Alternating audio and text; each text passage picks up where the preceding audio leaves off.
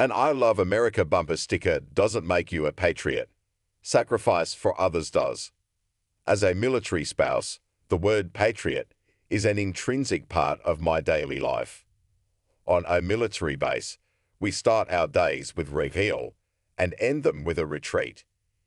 In between are the matching red, white, and blue outfits, military exercises and ceremonies, overseas deployments, and desserts decorated with American flags. Patriotism, to us, is the daily sacrifice of our own ideas for our nation's ideals. However, lately, hate, segregation, and bullying have reinvented the patriot as someone who cares more about political affiliations and partisan beliefs than people. No political party has a lock on patriotism.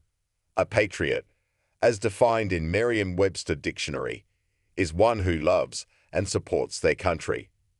Patriotism isn't a term bestowed solely on service members, police officers, or those with I Love America bumper stickers. Patriotism also is not owned by any one political party or ideology.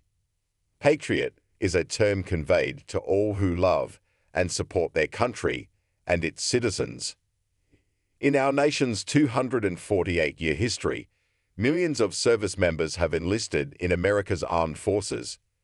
Some enlisted because they loved our country and wanted to defend it, but others because of higher education benefits and employment stability. In other cases, entering the military could have been an individual's only path to becoming a productive member of society. And that too is okay.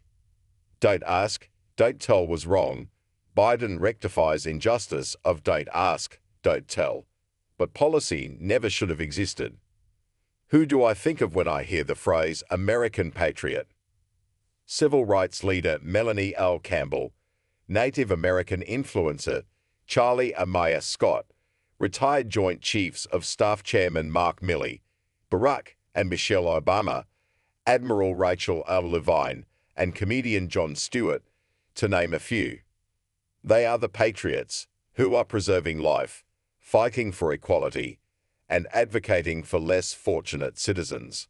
But we don't hear enough about them. Why? Because our country's focus too often is not on the individuals uplifting our communities. Our focus is on those who bring the noise. By noise, I mean those who promote divisive ideals, gaslight or misinform our country's citizens, pit Americans against one another, and incite violence in our communities.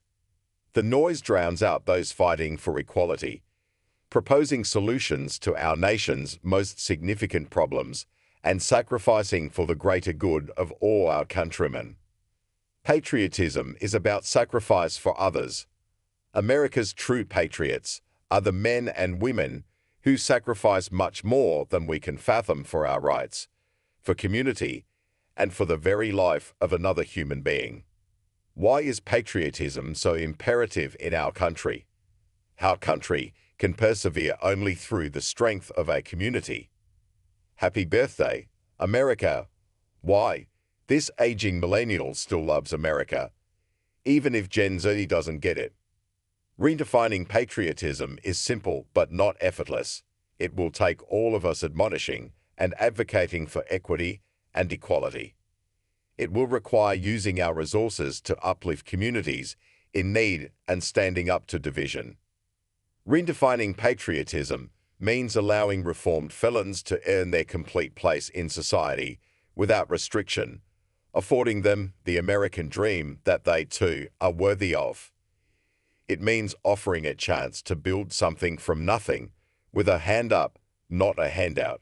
It means giving children who have nothing the support of a community who believes in them. It means taking resources into impoverished neighborhoods and using them to educate, build and sustain something greater than what they once had. It means speaking up against racism, injustice, and hate in any form. So, let's redefine patriotism. How?